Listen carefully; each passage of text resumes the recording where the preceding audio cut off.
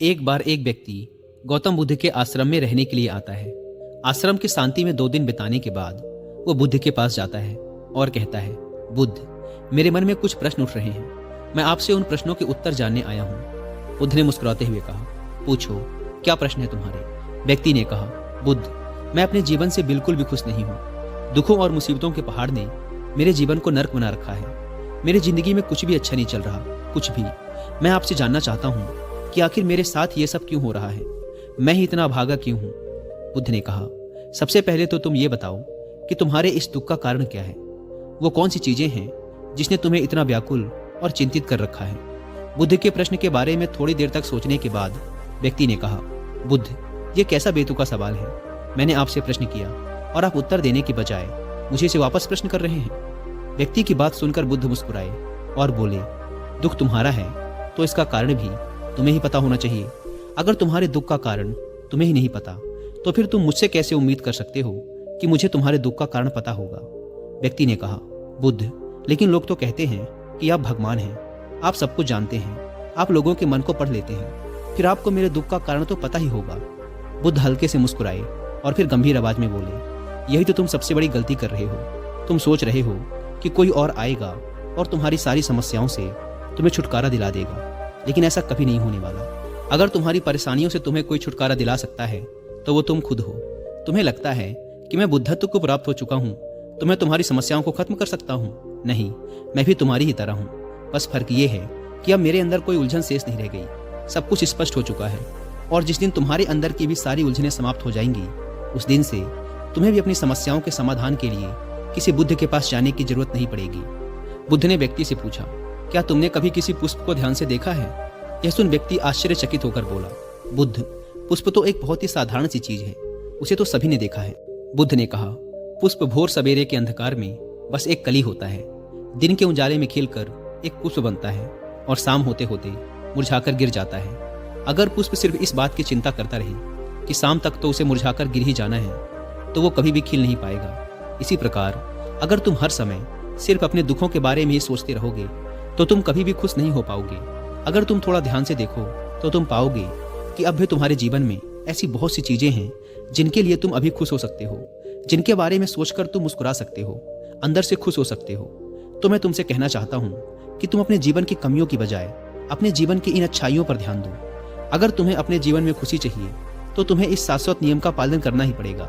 जीवन की अच्छी और सकारात्मक चीजों की तरफ ध्यान देना ही पड़ेगा। मैं तो केवल तुम्हें रास्ता दिखा सकता हूँ, उस रास्ते पर चलने का तरीका बता सकता हूँ, लेकिन अगर तुम खुश रहना चाहते हो तो उस रास्ते पर चलना तो तुम्हें ही पड़ेगा। बुद्ध के मुंह से ऐसी बातें सुनने के बाद वह व्यक्ति थोड़ी देर तक शांत बैठा रहा। फिर उसने कुछ सोचते हुए कहा, लेकिन बुद्ध, एक बात मेरे समझ में नहीं आ रही। क्या मेरे जीवन की सारी समस्याओं का समाधान एक ही बार में किया जा सकता है? बुद्ध ने बहुत ही शांति से जवाब देना शुरू किया। मान लो कोई भविष्य देखने वाला व्यक्ति तुम्हें यह बता देता है कि आज शाम तक तुम्हारी मृत्यु निश्चित है, तो क्या ये जानने के बाद तुम उन बातों की चिंता करोगे जिनके बारे में सोचकर तुम अभी चिंतित हो रहे थे? नहीं, तुम्हें कोई ऐसी समस्या याद भी नहीं आएगी जिसके लिए तुम अभी चिंतित हो रहे हो, क्योंकि उस समय तुम केवल जीवन की उस सच्चाई के बारे में सोच रहे होगे जिसे लोग मृत्यु कहते हैं। और अचानक तुम्हें महसूस होगा कि जिन छोटी छोटी बातों को तुम अपने जीवन की सबसे बड़ी समस्या समझकर बैठे थे वो तो कुछ भी नहीं थी। अचानक तुम्हें लगेगा कि चिंता करना तो व्यर्थ है, मैं तो शाम तक इस दुनिया को छोड़कर जाने वाला हूँ। और तुम्हें अपने जीवन के वो सारे पल व्यर्थ लगेंगे जो तुमने चिंता, जलन और बेवजह के दुख में बिताए थे। लोग बोलते तो हैं, लेकिन वो कभी भी अंदर से स्वीकारते नहीं कि एक दिन उन्हें भी इस दुनिया को छोड़कर जाना है।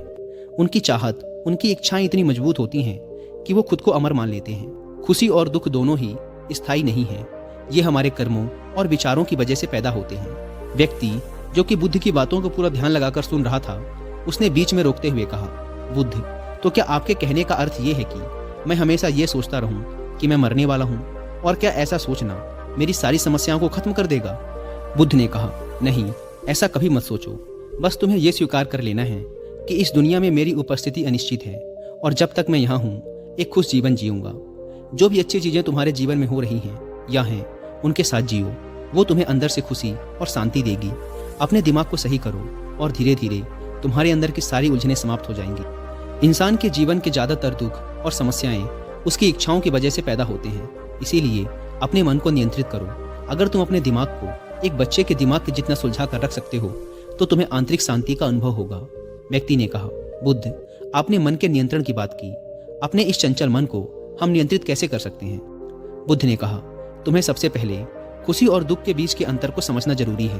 तुम्हें पहले यह जानना होगा कि तुम्हारे लिए खुशी और दुख का क्या मतलब है। फिर उसके बाद अभ्यास के द्वारा तुम्हें अपने मन को ऐसे तैयार करना है कि ज़्यादा खुशी के मौके पर यह ना तो बहुत ज़्यादा खुश हो और ना ही दुख आने पर बहुत ज़्यादा दुखी। तुम्हें अपने आप को पूरी दृढ़ता के साथ मध्य में रखने का प्रयास करना है, जिसे मैं मध्यम मार्ग कहता हूँ। अगर तुम अपने जीवन में गहराई से झांको और यह पता करने की कोशिश करो कि तुम्हारे दुख क्या हैं और ये क्यों पैदा होते हैं, तो अंत में तुम्हें इसका एक ही जवाब मिलेगा कि तुम्हारे सारे दुखों का कारण तुम खुद हो। तुम्हारी इच्छाएं, तुम्हारी चाहत, तुम्हारा लगाव ही तुम्हारे सारे दुखों का कारण है। पर क्योंकि मन ही तुम्हारी सारी चाहत, सारी इच्छाएं पैदा करता है, इसीलिए अगर तुमने अपने मन को नियंत्रित कर लिया तो तुम्हारे सारे दुख खत्म हो जाएंगे। गौतम बुद्ध ने व्यक्ति से कहा, अगर तुम एक छोटा सा काम और कर सको तो तुम देखोगे कि तुम्हारे जीवन के सारे दुख हमेशा के लिए खत्म हो जाएंगे। बुद्ध के मुंह से ऐसी बात सुनने के बाद व्यक्ति ने उत्साहित होते हुए कहा, मुझे क्या करना होगा बुद्ध? बुद्ध ने कहा, अगले 2 दिनों तक तुम किसी से बात नहीं करोगे और 2 पेपर लेकर आश्रम की एकांत जगह पर बैठ जाओगे। वहां शांति से बैठकर तुम्हें सोचना है और पहले पेपर पर उन सारे दुखों के बारे में लिखना है जो तुम्हें परेशान कर रहे हैं, और साथ में ही तुम्हें उन सारे दुखों का कारण भी लिखना है। और दूसरे पेपर में तुम्हें उन सारी खुशियों के बारे में लिखना है जो तुम्हारे जीवन में भी हैं, और साथ ही तुम्हें इसका कारण भी लिखना है कि तुम्हें यह खुशी क्यों है। जल्दबाजी करने की कोई जरूरत नहीं है, तुम्हारे पास काफी समय है, तुम आराम से सोच सकते हो। जाओ और जाकर आराम से बैठकर सोचो और लिखो। व्यक्ति ने बुद्ध को प्रणाम किया और जाकर आश्रम के एक कोने में बैठ गया। 2 दिनों बाद वह बुद्ध के पास वापस आया। उसके हाथ में काफी सारे पेपर थे। बुद्ध ने उसे देखते ही कहा, सबसे पहले मुझे तुम्हारे दुखों वाले कागज को पढ़कर सुनाओ। व्यक्ति ने पेपर पढ़ना शुरू किया। पहला, मेरे परिवार में मेरे सारे भाई अमीर हैं, लेकिन मैं गरीब और कर्जदार हूँ, क्योंकि मैं काम करने से डरता हूँ। मैं काम से ज्यादा आराम करता हूँ और साथ ही मैं खुद की दूसरों के साथ तुलना भी करता रहता हूँ। व्यक्ति ने आगे पढ़ना शुरू किया। दूसरा, मेरे पड़ोसियों ने अपना बहुत सा धन बचत के रूप में रख रखा है, लेकिन मेरे पास बचत के नाम पर कुछ भी नहीं है। इसका सबसे पहला कारण यह है कि मैं बहुत ही कम काम करता हूँ, जिसकी वजह से मैं बहुत थोड़ा ही कमा पाता हूँ, लेकिन मैं खर्च बहुत ज़्यादा करता हूँ अपनी गलत संगति की वजह से, जिसका परिणाम यह है कि आज मेरे पास बचत के नाम पे कुछ भी नहीं है। तीसरा, मेरी पत्नी बहुत लंबे समय से बीमार है और इसकी इस बीमारी का कारण मैं खुद हूँ, क्योंकि अपनी लापरवाही की वजह से मैं उसे कभी भी किसी वैद्य के पास नहीं ले गया। मैंने उसे किस्मत के भरोसे छोड़ दिया। लेकिन सच्चाई तो ये है कि कहीं ना कहीं मेरे अंदर यह चाहत थी कि अगर मेरी पत्नी की इस बीमारी की वजह से मौत हो जाती है तो मैं किसी दूसरी सुंदर स्त्री से विवाह कर लूंगा। चौथा, मैं अपने मन में मुफ्त का धन पाने के बहुत से ख्याली पुलाव और योजनाएं बनाता रहता हूँ, लेकिन जब वह योजनाएं पूरी नहीं होती तो मैं दुख और चिंताओं के सागर में डूब जाता हूँ, और फिर मैं अपने इस दुख और चिंता से बाहर आने के लिए हर रोज मदिरा का सेवन करता हूँ, और अपनी इस आदत का जिम्मेदार भी मैं खुद ही हूँ। हालांकि मैं जानता हूँ कि मेरे पास हर रोज मदिरा का सेवन करने के लिए पर्याप्त धन नहीं है, लेकिन मैं फिर भी ऐसा करता हूँ। हालांकि मैं मदिरा और धूम्रपान के सेवन के बिना भी अपना दिन खुशी खुशी जी सकता हूँ, लेकिन मैं फिर भी ऐसा करने के लिए बहाने ढूंढता रहता हूँ। हे बुद्ध, ये चारों मेरे सबसे बड़े दुख हैं, और बहुत गहराई से सोचने के बाद मैंने पाया कि कहीं ना कहीं अपने इन चारों दुखों का कारण मेरे द्वारा किए गए कर्म और मेरे विचार ही हैं। यह सुनने के बाद बुद्ध मुस्कुराए और बोले, अच्छा, अब तो मुझे अपना खुशियों वाला कागज पढ़कर सुनाओ। इस बार व्यक्ति ने बहुत ही उत्साहित होकर पढ़ना शुरू किया। पिछले 2 दिनों के दौरान मैंने जो भी जाना और अनुभव किया वह मैंने अब तक की अपनी पूरी जिंदगी में कभी नहीं किया था।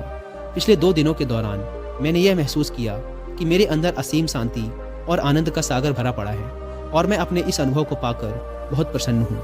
मेरी खुशी के कारणों की सूची बहुत लंबी है, जिसे पढ़कर आपको सुनाने में बहुत लंबा समय लग जाएगा। व्यक्ति के मुंह से ऐसी बातें सुनने के बाद बुद्ध मुस्कुराए और बोले, सिर्फ तुम्हारे लिए ही नहीं बल्कि हम सब के लिए भी कारण एक समान ही होते हैं। वो तो इंसान अपनी अज्ञानतावश अपना बहुत सा समय बर्बाद कर देता है अपने दुख के कारणों का पता लगाने में। यहाँ तक कि हमारा जीवन तो खुशी, शांति और आनंद को इकट्ठा करने की एक तिजोरी है। बुद्ध ने व्यक्ति से कहा, तुम्हें अपनी खुशी के सारे कारणों को बताने की जरूरत नहीं है, तुम सिर्फ उसमें से कुछ को पढ़कर मुझे सुना सकते हो। व्यक्ति ने एक बड़ी मुस्कान के साथ पढ़ना शुरू किया। पहली खुशी इस बात की है कि मैं अभी जीवित हूँ और इस दुनिया में जी रहा हूँ। मैं स्वस्थ और मजबूत हूँ। मेरे माता पिता हैं, एक पत्नी है और 2 बच्चे हैं। इस दुनिया के दूसरे खुशनसीब व्यक्तियों की तरह ही मेरे पास भी बहुत से अनमोल खजाने हैं, जैसे कि मेरे माता पिता का मेरे प्रति स्नेह, मेरे पत्नी का प्रेम, मेरे बच्चों का लाड़ प्यार और एक पिता बनने की खुशी। मेरी खुशी का अगला कारण ये है कि मैं काम कर सकता हूँ, क्योंकि मैं स्वस्थ और तन मन से मजबूत हूँ। मैं कोई भी अच्छा काम सीख कर अपनी आमदनी को बढ़ा सकता हूँ और अपने परिवार की सभी ज़रूरतों को खुशी खुशी पूरा कर सकता हूँ। मैं खुश हूँ क्योंकि मैं एक खुशहाल परिवार बना सकता हूँ, बिना खुद की अपने पड़ोसियों और अपने भाइयों से तुलना करे।